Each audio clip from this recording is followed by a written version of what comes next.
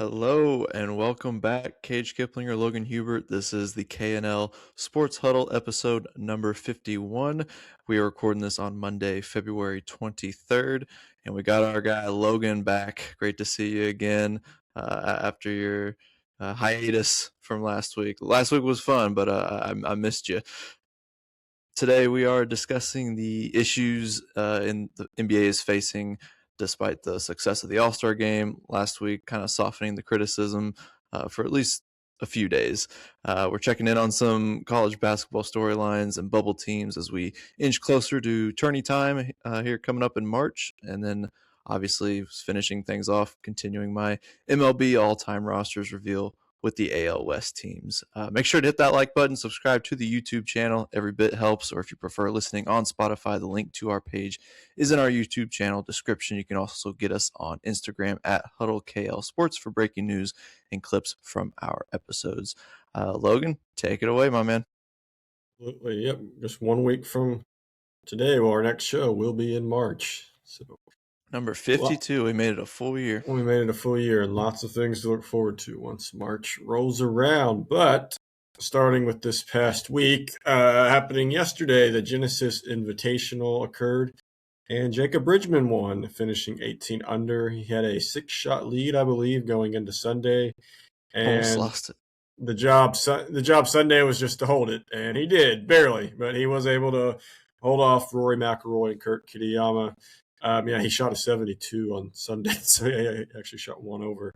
But still, that was his first tour win. So, no matter how it doesn't matter how you get it done, as long as you get first, that's all that matters. And Tiger was there. Tiger was a big spectator there, so to do it for Tiger Woods was special. Big news from that is that Scottie Scheffler's historic top 10 streak of 18 straight events, finishing the top 10 is over.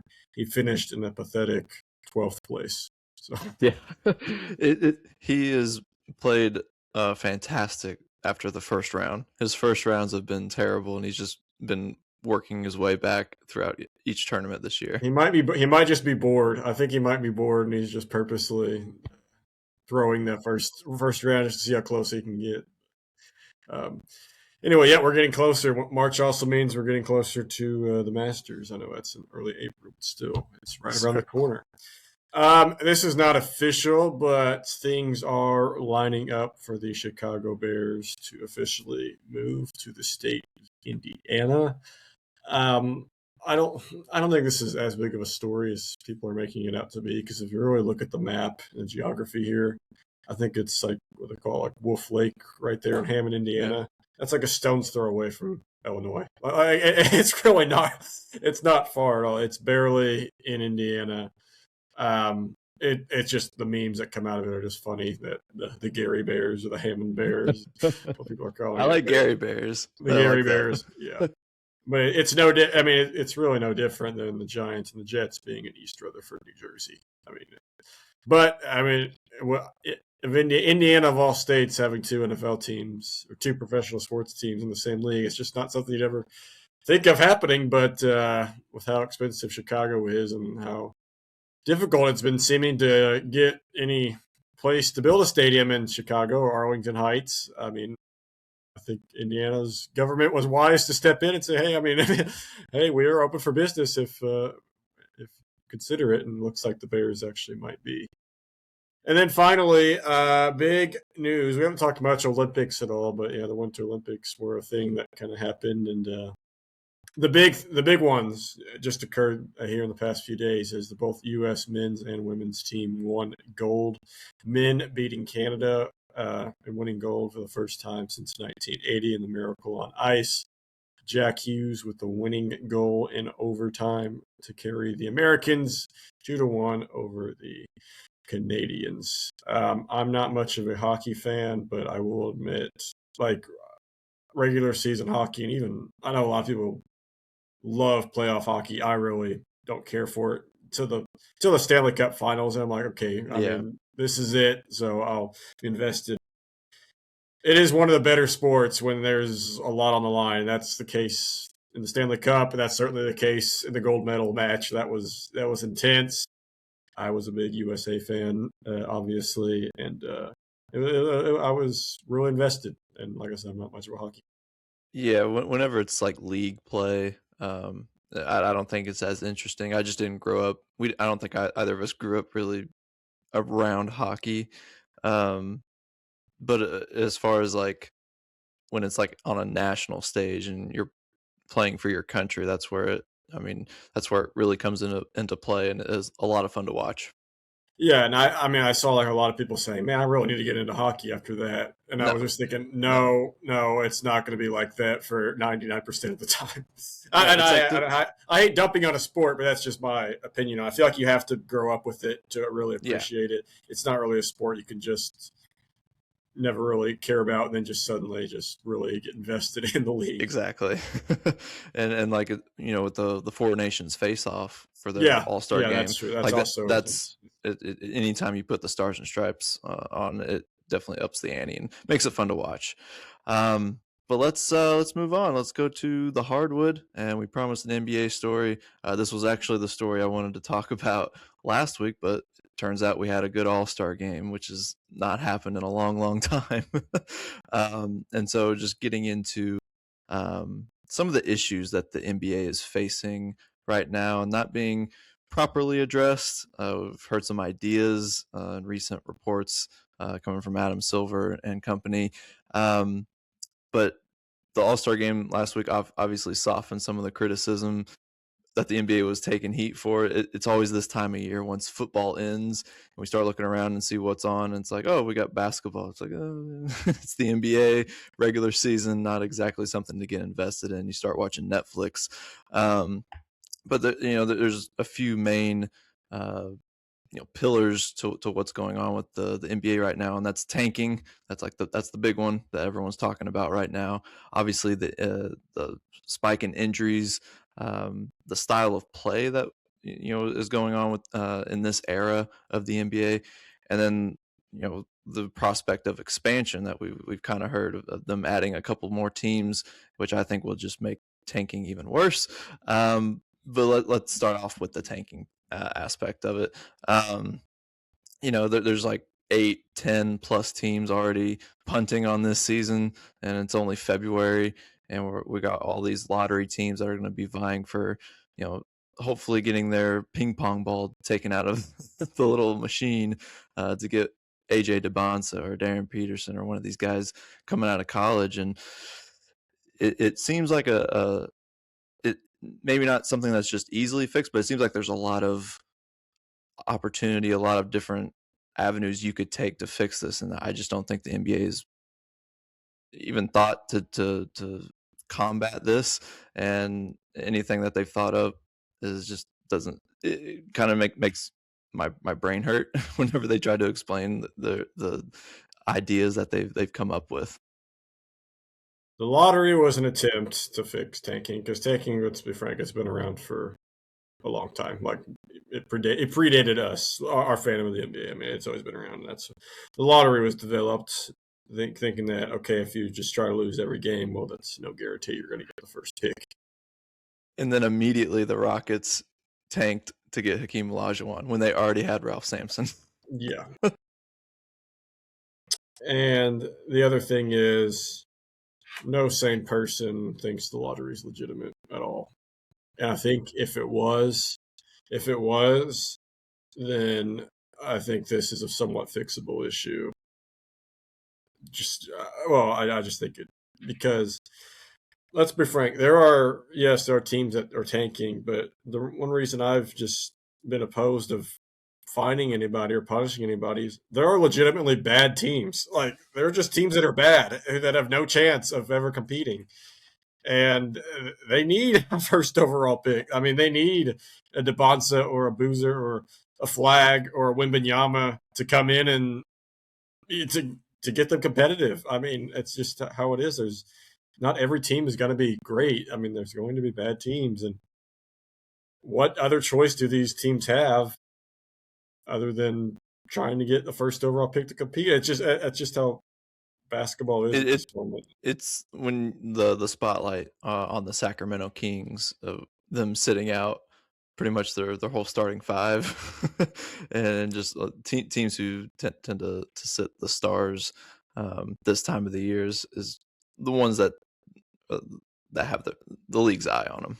Yeah, and the recent punishment for the Jazz and Pacers, it was like they just drew two teams out of a hat and were like, okay, we'll go with these two teams to punish because, And the Pacers play hard. Like that wouldn't have been the team that I would have. they play hard, and Siakam's played like more minutes than he's ever had in his career, and that was the second game on a back-to-back where he was resting. The second game on a back-to-back, so he was resting because he's a veteran, and that's what every team does. I don't like it, but that's what every team does. So I don't know. The Jazz, I feel like should have been fine, but not for that game because, well, actually, I don't think no team should be punished. But if they're going to find the Jazz, it should have.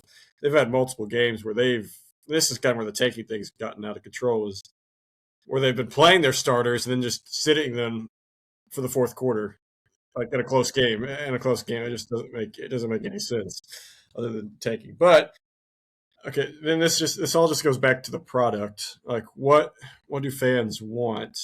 And I'm going to be honest. I am pretty sure that most fan bases of losing franchises would rather see their team tank because they know they know they have no chance. I mean, they know they have no chance of competing. They know getting into the whatever you call it, the play-in. Yeah, the play-in tournament means not like that's just purgatory, and that's the absolute worst place to be. Yeah, that's like Pittsburgh Steelers. That's like Pittsburgh Steelers. That's what the Atlanta Hawks, Miami Heat, Chicago Bulls have been living in for the past 10 years. So yeah, I mean, as a fan, that's just kind of what you want. And then there's the argument of like you pay tickets to these games and like you don't see your favorite players, and yeah, that sucks. But I mean, does anyone like when you go to an NBA game, like does it ruin your experience when your team loses? I don't think it does. It's you go to the the stars. It's about the stars. Like it's kind of just about the experience. You go to the game, watch some fun basketball, and then leave. I mean, sure, you want your team to win, but you're not disappointed whenever they lose. It's unlike the NFL. Like if you go to the NFL home game and your team loses, like you just feel it's live or die with every game. And same with college basketball, even though it's really not live or die every game. I mean, much more than NBA, but I mean, you can lose a few, and still be fine, but you still just feel just don't feel good after you go and watch your team in person and they lose. Yeah, like when Kansas loses to Cincinnati. Yeah, I'll talk about that. Yeah, so that's why I think your stars, you owe it to play your stars if they're healthy. But when it comes to like winning and losing, I think fans are usually smart, and when you know your team's not really ready to compete at a high level, that you might as well just go for the first overall pick. And I don't really see any reason why a team should be punished for doing that. But gambling's become such a big thing now that I understand why this has become such a big story. That is definitely big. That's a factor. That's a big factor of why this has been coming up again, because prop bets and the spreads. What's the spread supposed to be if we don't know this guy's playing or not? He could be resting for the 10th time or this year or whatever on the back-to-back. So, my radical fix, because I think, I mean, no pure NBA fan would like this, but my radical fix is to go take it to the college level and go a 33 game season where you play your division twice. You play your division teams twice. You play everyone else once, alternate home and away each year. Spread the games out a little more. It gives each single game more pressure to win. Guys are much less likely to rest and take games off unless they're seriously hurt. And then sprinkle in, and then change, and then go the baseball formula for the playoffs, where first round 3 team, best of 3, second round best of 5. and then go 7-7 for the conference finals and the championship. I mean, I know most pure NBA fans, like I said, would hate this idea, but I think it would be great. It'd bring more meaning to the regular season. It would give guys more to rest, give more break between games. You can still have a long season. Like you don't even have to, like you can maybe like push the start date to like Christmas, but you could still then go like way past when college basketball ends just by spreading it out. Yeah. Well, um, so yeah. And okay, one other thing before I'll let you go. And then just going back to like the Jazz and Pacers being fine and stuff. Then they just go, if you're going to be nitpicky of who you're finding and punishing, like, and this is if they start punishing more teams for tanking. I mean, how are they going to look at some of these injuries that are legitimate or illegitimate? Like Trae Young, his injury was like just supposed to be a couple weeks. He has not played a single game for the Wizards. Why? He should have been cleared weeks ago. Why hasn't he played? No one's really discussing that. Remember when Kyrie was supposed to be back in January? Yeah. Oh yeah, he was just ruled out for the rest of the year. That's interesting. Why Mavericks aren't really contending this year? Huh? That's curious. Yeah, the Kings have been limiting their starters minutes like this entire year, and they don't. They were tanking from the start. Yeah, and it's just so. I mean, that'd be one of the issues if they started punishing teams for tanking. Is it's going to be so nitpicky there, and it's not going to be applied consistently, and it's not frankly not possible to apply consistently. So yeah, I just think the NBA is just its current model is not working right now for the regular season. They're going to need a really good playoffs this year, a really good postseason to which I think is possible. I think it's there's a lot definitely of possible. good teams at the top. Yeah, will make this interesting. Man, this regular season's been much worse than usual in my opinion, and that's saying a lot because it's almost unwatchable. Yeah, the potential idea is that the NBA is looking at to combat tanking. They listed 7. First round picks can be protected only top 4 or top 14 plus. Lottery odds freeze at the trade deadline or a later date. No longer allowing a team to pick top 4 in consecutive years and or after consecutive bottom 3 finishes. That's potentially an easy fix. Slap a band-aid on it for that fix. Teams can't pick top 4 the year after making conference finals. I think that's directly pointed at the Indiana Pacers. That's just a ridiculous rule. I mean, what if what if Luka or Jokic just suddenly retire, like led him to the championship and then just retire? Like, okay, I've had enough, won you a title, and then they're screwed. And then no, you can't have a first pick. Yeah, you can't have a top pick because you're in the championship last year. I mean, that's. And then these last 3 are, I think, the most interesting, dealing with the lottery. Lottery odds allocated based on 2-year records. Lottery extended to include all play-in teams, and then flattening odds for all lottery teams. What do you think of those? I potentially like the 2-year thing because really the whole issue with the lottery is it's unfair to the actual bad teams when they miss out on the top picks. And if it just continues to happen, like the Hornets or the Kings or the just teams like that, it seems to be like 2 or 3 of the same teams that always are like the worst in the league, but never get the first pick. I know, and like you kind of feel bad for them. I mean, just at some point. I mean, sure. I mean, if they draft a bust for the first pick, then you like, okay, you had your chance. But yeah, some of these teams just never have had the chance to draft. And it's not like it's the NFL draft where this goes 3, 4, 5 rounds deep with guys that can contribute. I mean, after the first 4, like, you're kind of shit out of luck. Yeah, exactly. So you could convince me on that 2-year thing. I think I don't know if I like the other things. I would be more fine just getting rid of the lottery altogether. Yeah. And then obviously with injuries, I think injuries and style of play kind of go hand in hand, because we talked about it before when during the finals when Halliburton got hurt. We talked about this at length about how much more taxing an NBA season is for these players based on the miles that they're putting on each game, each season. It's just the style of play is more up and down. It's more spread out, and I think you're getting to the point where half the league stars are sitting on the bench in street clothes. Yeah, and and a lot of times you just kind of question: are they really hurt, or are they just resting? Or are they just taking Right, precautions? If right, they're just taking precautions, then they really do need to shorten the season or do something because I mean, come on. I mean, they're getting paid lots of money, and yes, sure, you don't want them to tear an Achilles or something, but right. I mean, yeah, yeah. So medically, I understand why. Yeah, you don't want to risk Achilles tear, but it's not. You shouldn't be sitting guys for things that could happen. You should be sitting them for things that have already happened, or injuries that have already happened, not things that could happen. So that's why I think, yeah, you just got to shorten the season by a lot, spread it out, Yeah, make the games more meaningful. even if it was just like 15, 20 games less, I think that would make a huge difference.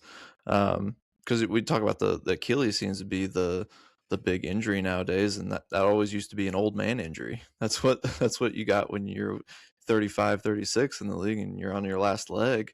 Now it's become so prevalent with Halliburton and Jason Tatum and others like them. And it's just because I think the season's too long, and right now the style of play is warranting that. And I think you know the three ball has become such a huge factor in this league and the style of play that I almost think dunk should be 3 points, and maybe we can get back to some of those athletic types that we don't really see anymore outside of like a Anthony Edwards. That could be fun. I don't. Yeah, I mean, I agree that the live by the three, die by the three can be ugly to watch sometimes. It's just a bad product. You even see it in the college game. Sometimes it can be awesome, and then sometimes it can just ruin the experience. I don't know. NBA has lots of issues. I also don't like this whole idea of that they list all the young players and say, "Oh, the league is going to be in such good hands going forward." I'm like, do sure, guys who love the NBA are like I watch the NBA. So like, oh yeah, these guys will be fun to watch. Is the league going to be really? Is the league legitimately going to be in good hands with Right. once you're Like LeBron's? they're not going to lose us. We're always going to watch it, but Yeah, the casual fan the is not casual going to fan, watch which them. has already kind of slowly been drifting away since. Well, obviously the '90s was the absolute peak, but like there was like a return during like peak Steph and LeBron. I felt like, Mm, but since like the 2020s, I mean, I think a lot of casuals have just kind of distanced themselves a little bit from it. I think it has a lot to do with like just Curry and LeBron and those guys getting old. So then once those guys leave, I mean, yeah, you still have your peer NBA fans, and I'll still watch a lot of. I'll still watch a lot of it, but I don't know if it's. I don't. They're gonna need someone. I don't think. I'm not being as racist the right term just for anyone foreign or not, but I don't know if like a foreign guy can be like a real face of the league. I like and Wembanyama too. Like people claim he'll be the face of the league. Well, he's also just he's not really a relatable guy. I mean, a 7'4". I mean, yeah, that's just incredible. I love watching him, but is that like really face of the league? Like because that'll never be replicated. Really, I maybe think it. Edwards has an opportunity to be I don't know. two straight conference finals if he continues on this trajectory. I think so. I don't think like I don't know if he has the gravity to bring in the casuals though. It's just my opinion on. I don't. Yeah.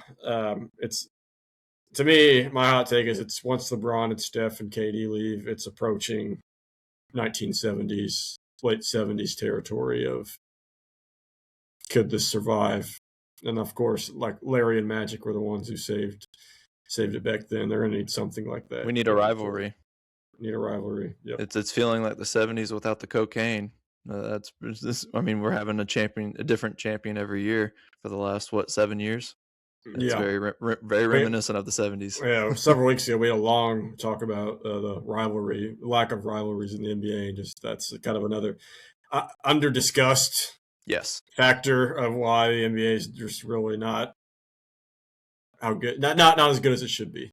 Because I mean, the NBA has all the resources. NBA has all the star talent, all the resources to be almost up there with the NFL. NFL's untouchable, but like you know what I mean. Just a huge Well, I mean, look at event. baseball. They figured out what their problems were, and they set rules in place to fix the length of games and to make it more fun to watch. And it's done a lot of good for them. I mean, look what happened with the World Series.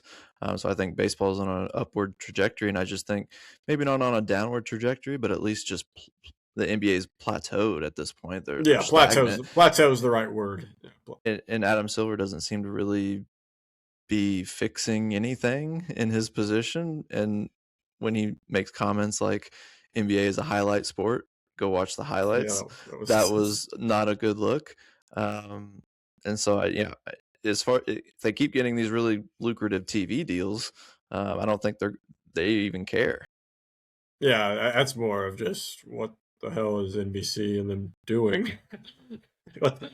Oh, I mean, yeah, I that's mean, I'm but glad it's back on NBC, but yes, but and frankly, the NBC and the Amazon product are pretty good. Like they're better than ESPN, and I would almost say they're better than TNT was last year too. Like how they've been for previous years. One of the things, and I didn't get a chance to talk about it last week, the NBA All Star Game. I did enjoy it, but it's not. It's gonna go back to being a dud next year because you think so?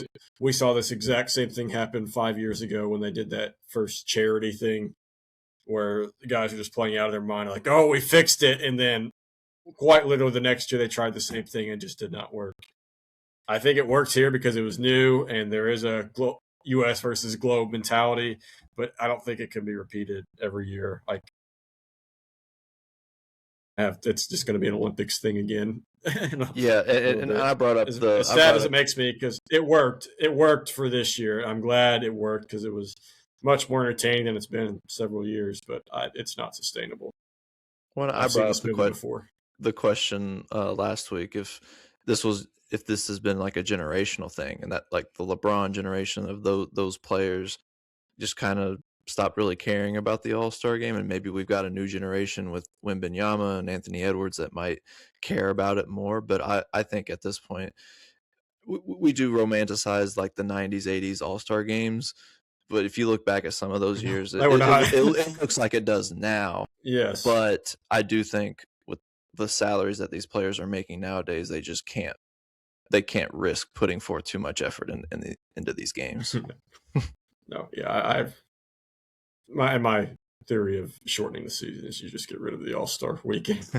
But you name All Stars, of course. You name Yes. All Stars, and then that gets rid of the ridiculous 5 guys are hurt. Oh, you're an All Star because because these guys can't play, and even though you don't really deserve it, you're an All Star. Shadur Sanders making a Pro Bowl. Yeah, equivalent of Shadur making a Pro Bowl. So it gets rid of that issue, which has bothered me in all professional sports. All right. Well, hopefully NBA gets their shit together. But we're excited for playoff basketball here in a couple months. Just a couple. It's got to get through a couple more months. Just gotta get through. We got March Madness though first. Yes. But let's turn it over to Campus Corner. As we look back at a wild week of college hoops. And Logan, I'm gonna hand this over to you. What were some of the games that really stood out to you? I think there were a couple on Saturday that really took the cake. Yeah, when you have 1 versus 3 and 2 versus 4 back to back, that's a Final pretty Four good preview. slate. I don't even have to name the teams, and you just know it's a good slate. Yeah, Duke Michigan was an entertaining game. Ultimately, Duke came out on top in Washington D.C. 68-63. If I was both teams, there were positives to take away. Duke, obviously, you win. You knock off number 1. You establish yourself temporarily as the best team in college basketball. That's great. Michigan, you played your worst game of the year by far, and you only lost by 5 to Duke. I think that's pretty encouraging because you're not going to play your best game all year. So and that was the game to maybe see some faults that you may not have realized against teams like Penn State or Rutgers or Oregon. So yeah, I mean, Michigan did not shoot very well. They were 6 for 25 from three. They didn't look like the usual Michigan we'd seen. Credit Duke's defense. Duke played incredible defense. Cam Boozer boosting his draft stock, 18 points, 10 rebounds, 7 assists, a near triple double. I don't know if he could be a star. I think he has the highest floor of any of these top guys, but I also think he might have the lowest ceiling. I don't the way he plays. I just don't know if Can he be better than Carlos Boozer? And that's why Carlos Boozer wasn't never a superstar. At best, he was just a star, fringe star. And I think he could be, but not much, just on the scale of the NBA, just by the way he plays. But any team would be happy to have him because I guarantee you he's going to be a major contributor to whatever team he goes to. But another game, yeah, Arizona, who kind of was on a little skid there. They lost 2 games in a row, and that was their first 2, but they made things right this week, especially when they went to number 2 Houston, who also just now lost 2 in a row. But yeah, they won at Houston on the road, and like they appear to be back in form. To me, I think Duke, Arizona, and Michigan are the clear best 3 teams in the nation. Every team's going to have a little skid. Arizona finally had theirs, but they seem to be back on track. Other entertaining games, Illinois held a 33-10 lead against UCLA in the first half, and they lost 95-94 in overtime. They had a 1-point lead with 5 seconds left, and they played some of the worst defense I've ever seen. Didn't turn him. They didn't turn him. They never turned him. There was the only pass that entire possession was the inbounds pass just a few feet, and he drove the entire length of the court. No one stopped him, and he made a right-handed layup. Illinois has 2 7-footers, by the way, which I don't know why they were not camped out in the lane. There's no 3 seconds, defensive 3 seconds. No, I know. But a note of this is that this was the third. Illinois, Indiana, Purdue. All 3 teams went out west. They all won their first game and all lost a heartbreaker in the second game. Like, I just think that's interesting. It's just the dynamic of the whole West Coast and the Big Ten. Clearly, USC and UCLA are better than Oregon, Washington. So the teams that had to go to Los Angeles had a tougher time than teams that had to go to the Northwest. So, it was interesting to see the dynamic there this year. Your Buckeyes, one last thing. Yeah, your Buckeyes got off to a great start earlier this week. They finally got a quality win.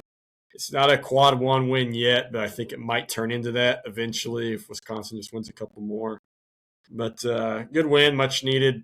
And then Michigan State, they played their absolute hardest because they were down 2 guys. But Bruce Thornton was amazing. Bruce Thornton is like one of the most underappreciated guys in college. He won't get any minutes in the NBA, but he might not get any minutes in the NCAA tournament his entire career, and that's just sad because of how good of a player he is. How much of a dog we need Mobley. We need Mobley back. Hopefully, we get him back for Iowa. Yeah. Well, but they do have Purdue on Sunday at home, and Jake Diebler is 2-0 against Matt Painter, so don't be surprised if he moves to 3-0. So, yep. And then, okay. Oh, yeah. One last thing. Yeah, I mentioned it earlier. Forgot about that. Yeah, Kansas suffered one of the worst losses I've ever seen from any team ever at Allen Fieldhouse. At Allen Fieldhouse to a 14-12 Cincinnati team, and you lose 84-68. That's just horrendous. And it just kind of makes the whole Darren Peterson situation much worse than it needs to be. I think there is a cause of concern there, but I also think the media just loves this story, and they're just writing anything they could think of to throw fuel on the fire. I don't think it's as bad as some people are letting it on, but I mean, it's not a good look by any means. Just his random sitting and his injuries. I mean, he'll fit in great in the NBA with some of these injuries and self-benching. Load management, yeah. But I also think, this story's been blown way out of.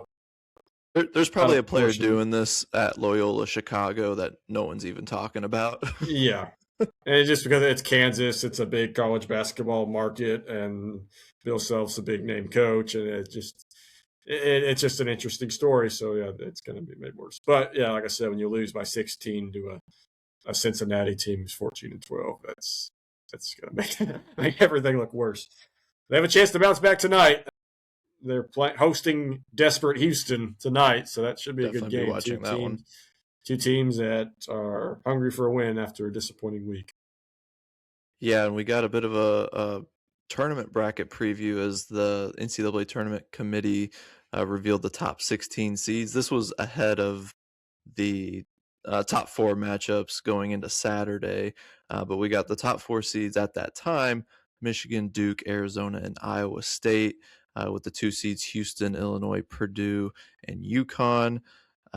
Three seeds Florida, Kansas, Gonzaga, and Nebraska, and then four seeds Virginia, Vandy, Michigan State, and Texas Tech. Texas Tech in a tough spot without their star player JT Toppin for the rest of the season. But what did you think, at least going into Saturday with this? Yeah, I almost didn't know if I wanted to talk about this just because so much changed, like literally after they released that, like how many But teams honestly, I don't lost. know that the top four is going to change much, even with the Michigan Duke game. I think the top three pretty much stay the same, but Yeah, it's all about that fourth spot. I don't know who's going to get that yeah, spot. and it's been a dogfight. I guess there was a loss almost maybe as bad as Kansas.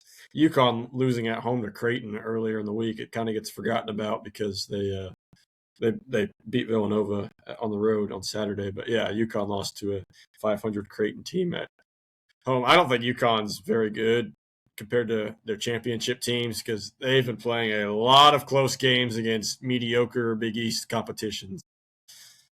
They got St. John's again coming up, who they lost to earlier, so that's going to be a big test for them, maybe to get right. But I don't see them as the one. Iowa State, I thought maybe could get it, but they lost this weekend to BYU.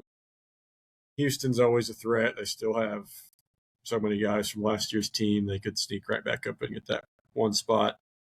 I don't think an Illinois or a Purdue can get that one spot. I think they've kind of cemented themselves in the 2-3 zone. No basketball pun intended there. 2-3 zone. Um, yeah, I mean, yeah, that's going to be an interesting story to watch. Kansas fumbled any opportunity climbing back up into the one seed with that horrible loss. Yeah, like I said, it's almost March. It's getting Really exciting. paying attention to bracketologists and bubble teams, and yeah, it's peak season for that. Yeah, this is the most stressful time of the year for me because I think every year going into the uh, the selection show, Ohio State's on the bubble, and I'm just Well, like, Ohio State and Indiana are going to play in a week and a half their annual bubble game. That's how it it's been is. like last 5 years. Indiana, Ohio State just play each other, and it's like, oh, this game has huge bubble implications, and it always does. And this time, it's the last game of the year for both of them. Yeah. I think we obviously got to get one quad one victory. We've got an opportunity with the teams left on our schedule, but yeah, it's going to be interesting to see if we can get one. I think we can possibly get in because North Carolina did it last year, so why not us? Uh, um, there's a big. I know Ohio State's a big name, but uh, there's yeah, I guess we don't have anybody on the committee. That's right. yeah. All right, moving on. Let's finish out with my reveal of my AL West all-time rosters. We've gone through the AL East and the AL Central. We're finishing out the American League this week. I don't know if you caught last week's AL Central teams, but a lot of history there. But this week, we've actually got one of those divisions that is mostly expansion teams. So a little bit more recent history for most of these squads. But let's get it started with the Houston Astros.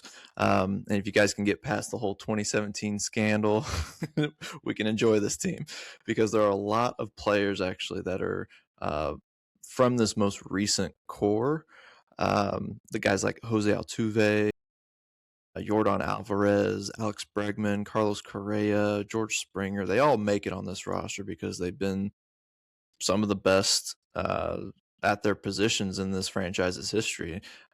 This team. The Houston Astros started in the early 1960s as one of the first few expansion teams in Major League Baseball. So got a little bit more recent history here. So a lot of guys from this most recent core are making it on this squad. Obviously, you've got your two Hall of Famers, Craig Biggio and Jeff Bagwell, two of the most revered in this franchise's history.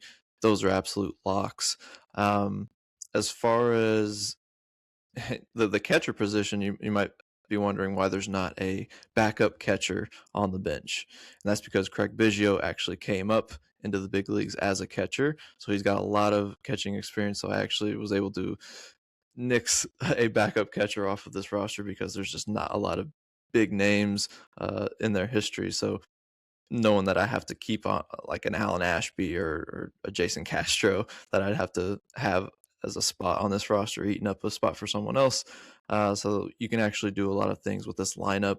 Biggio at catcher, Altuve at second, move Jordan to the DH, throw in Springer into the outfield, make this lineup even better. But I went more traditional with the starting lineup for this presentation. But a solid crew. Obviously, you got championship pedigree with the guys who are on the two championship squads in 2017 and 2022.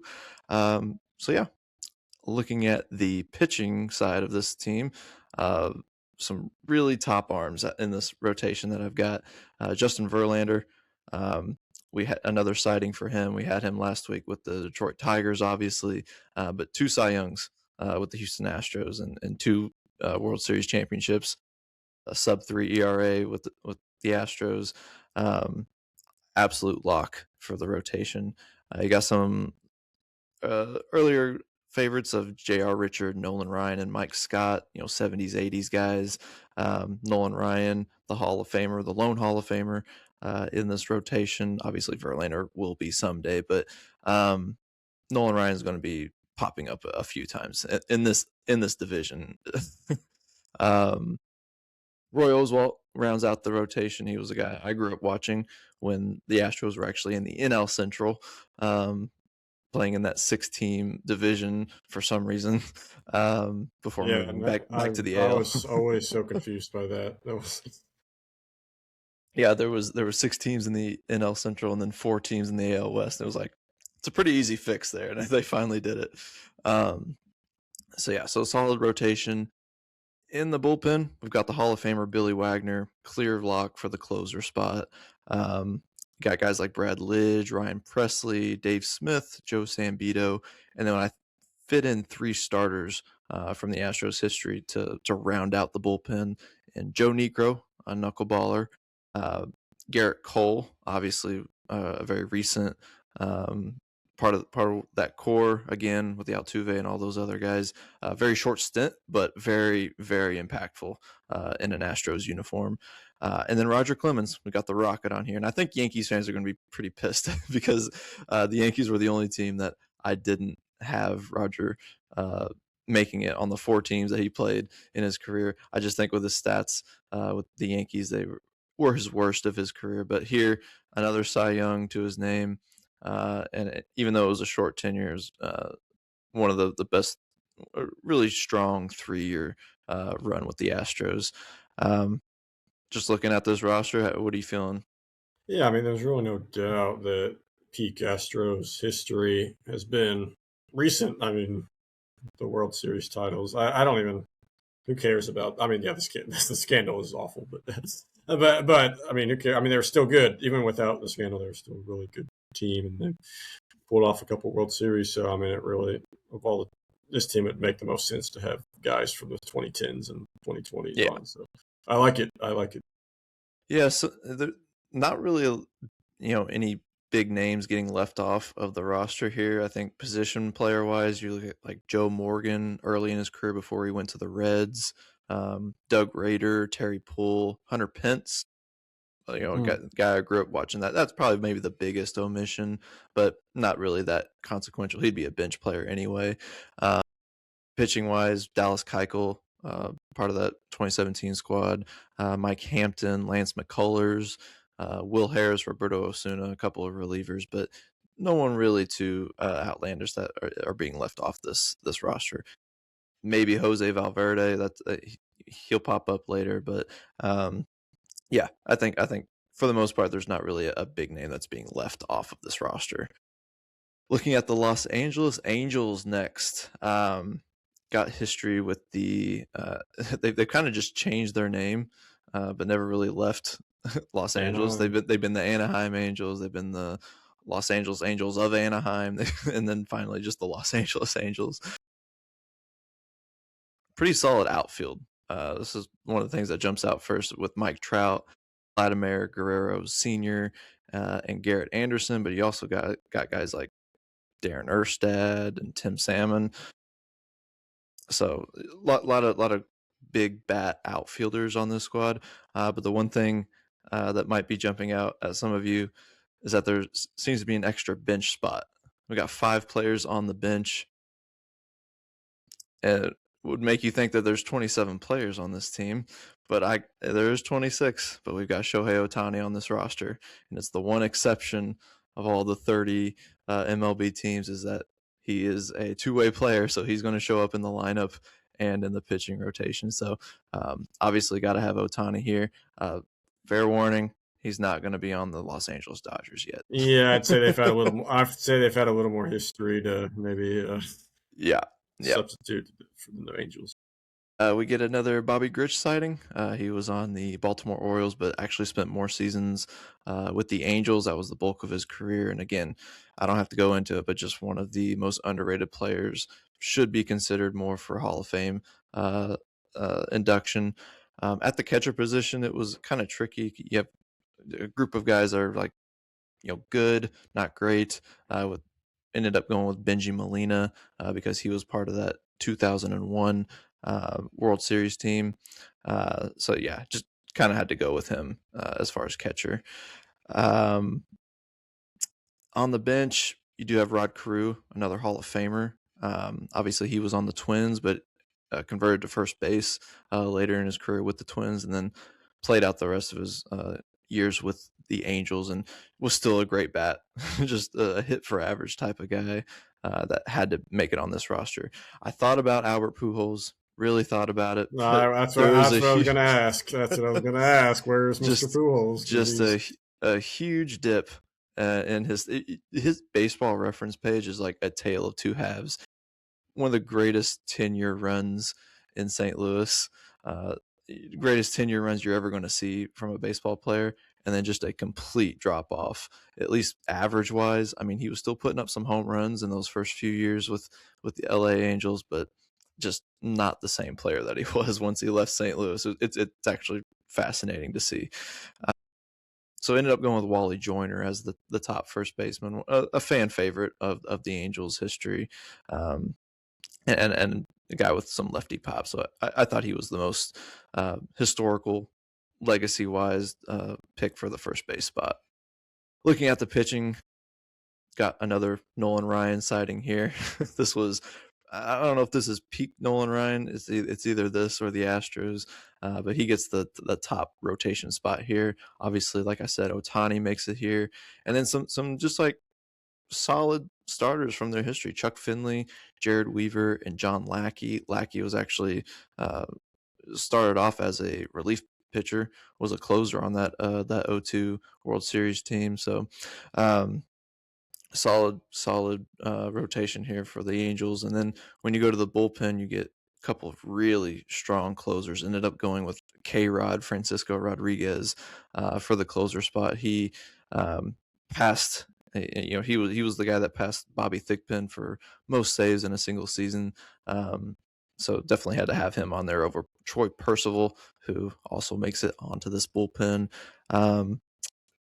Not huge names after that, but some solid starters and relief pitchers that taken from their history. Guys like Frank Tanana, Dean Chance. Chance was a Cy Young winner in his day.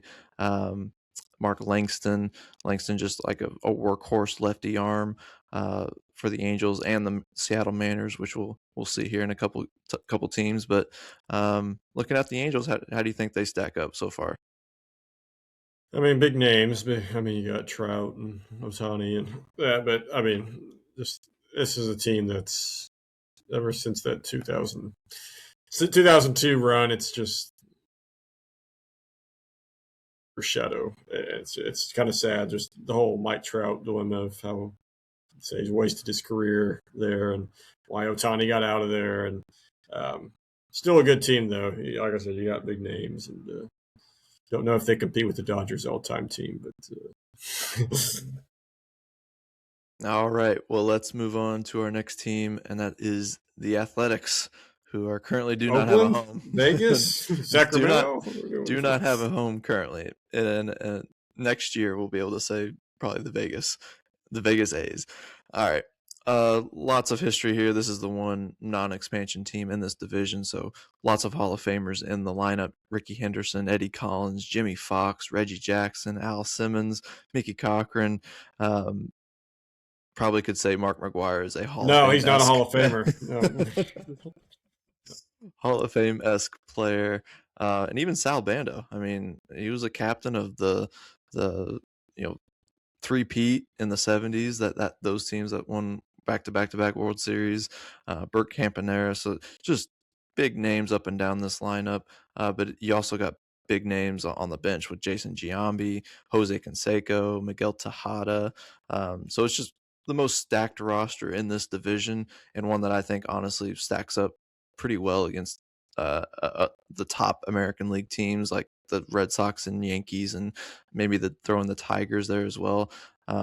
Just a great mix of speed and power when you got guys like Ricky Henderson and Eddie Collins, and then you got the power with Fox and Jackson and McGwire. So really, really love this all-time roster here. Before we go to the pitching, what do you think of this lineup? Before it really is amazing looking at McGwire's stats, just compared to. I mean, you have all these rightfully deserving Hall of Famers, and you see McGwire's stats. So like, wait, what? What's going on here? Yeah, I agree. I don't know if I would say Red Sox Yankees level, but I would clearly tier below, like you said, just the mix. The mix here is just like you have everything you'd want out of this lineup. So.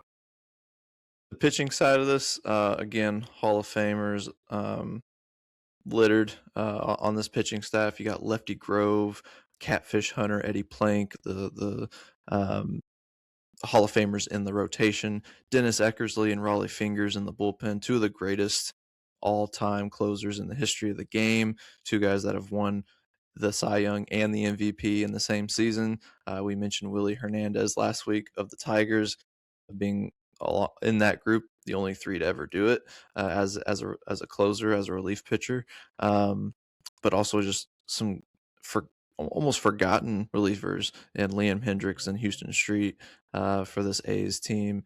And then we've got the trifecta of the Moneyball Oakland A's with Barry Zito, Mark Mulder, and Tim Hudson lining out the rest of this bullpen.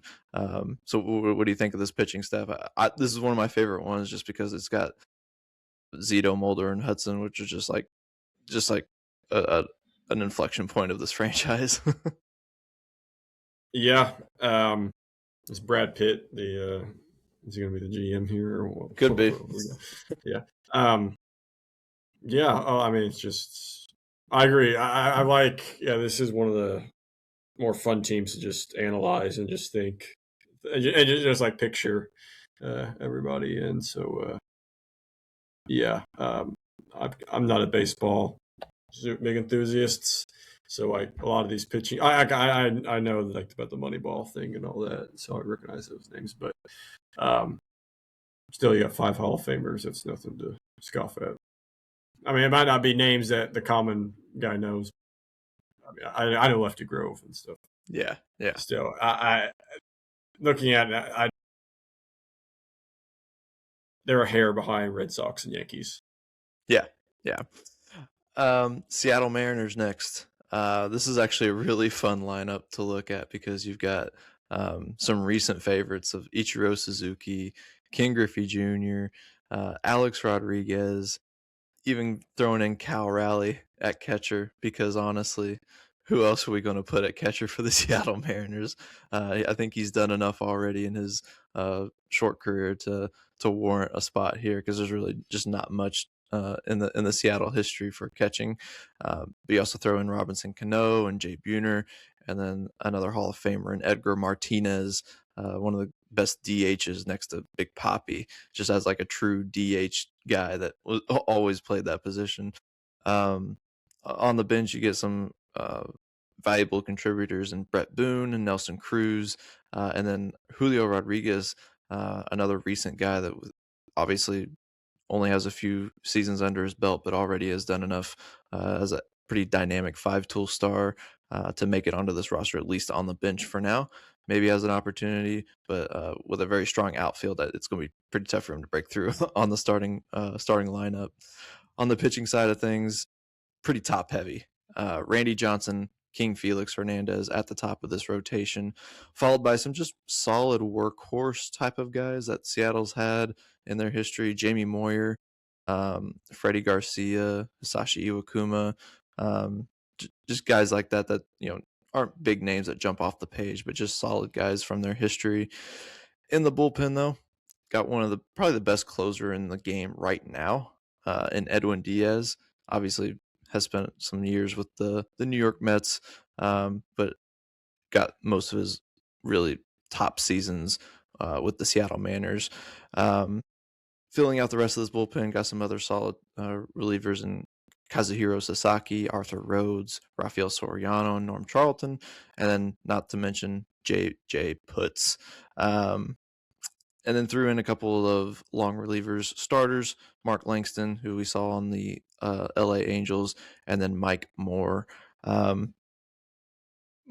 This team might get hit around after Randy Johnson and Felix Hernandez have thrown their games once you get to the 3, 4, and 5 starters, but a good lineup that could probably stack up against a lot of tough teams.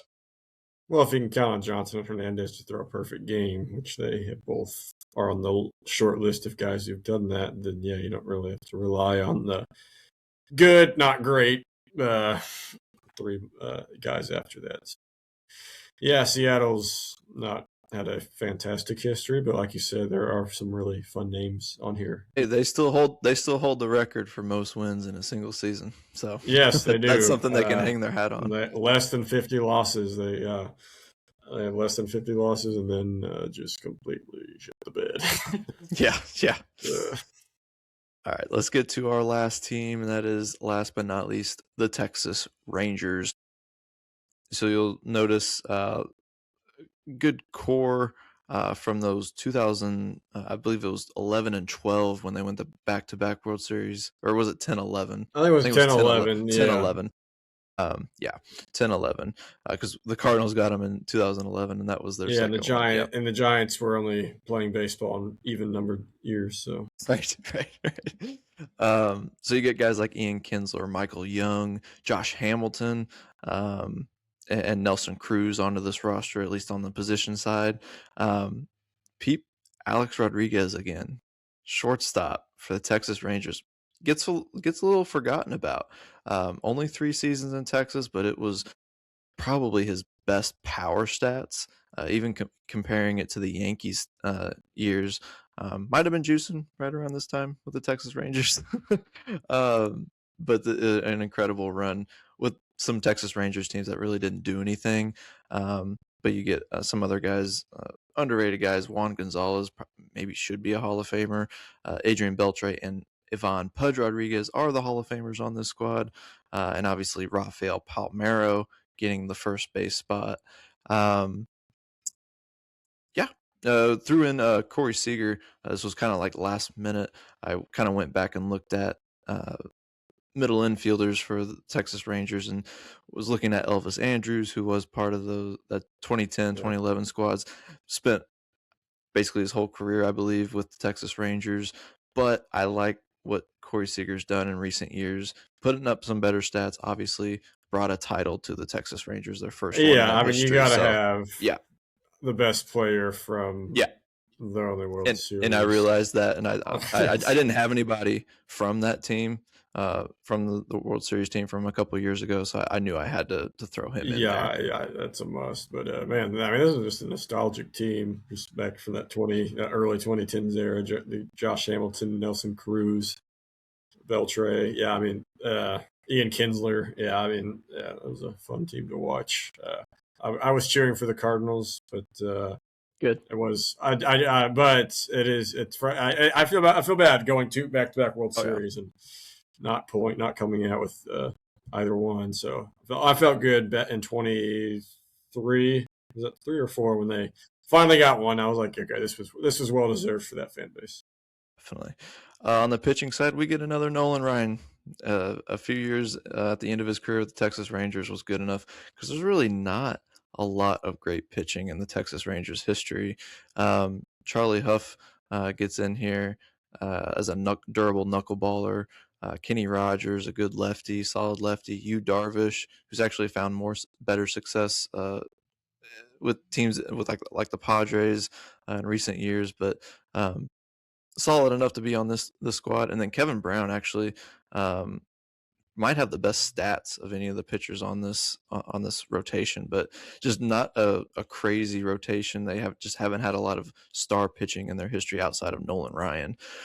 In the bullpen, though, we get Neftali Feliz, who was on those 2010-11 squads, so an electric closer for them during that time.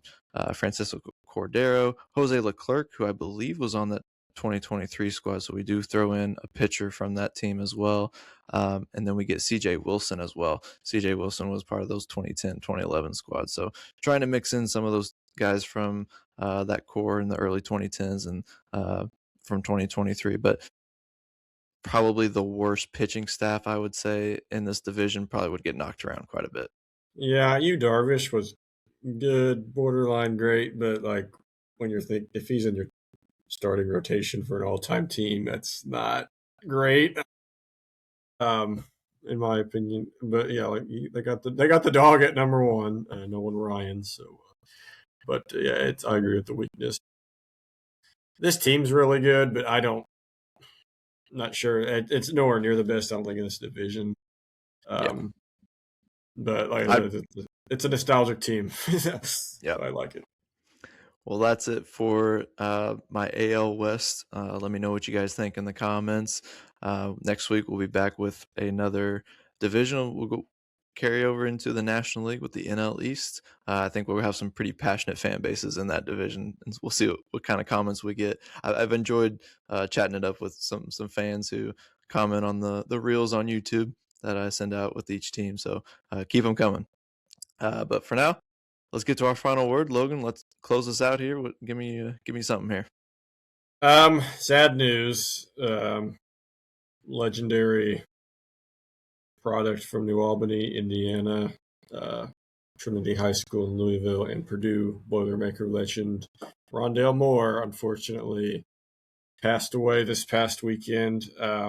It hit me because I was at Purdue. He was just like 8 days older than me, and I was at Purdue. I was at that Ohio State game, and man, I know the whole country was just amazed by that game. Even Ohio State fans, they didn't want to lose, obviously, but like even Ohio State fans will say, okay, that was just like a magical game with the Tyler Trent thing. But Rondale Moore was the engine that just ran that entire operation that game. And he was such a dynamic player. And unfortunately, NFL, I mean, talk about a guy who's just faced the absolute worst injury luck you could think of, just brutal knee injuries and for a small, speedy guy, that's like the worst you can have. But it was sad. He took his own life at just 25, and it's sad, and it's just a good reminder that if you're ever going through something, just don't be alone. Let people know about it. Reach out for help. And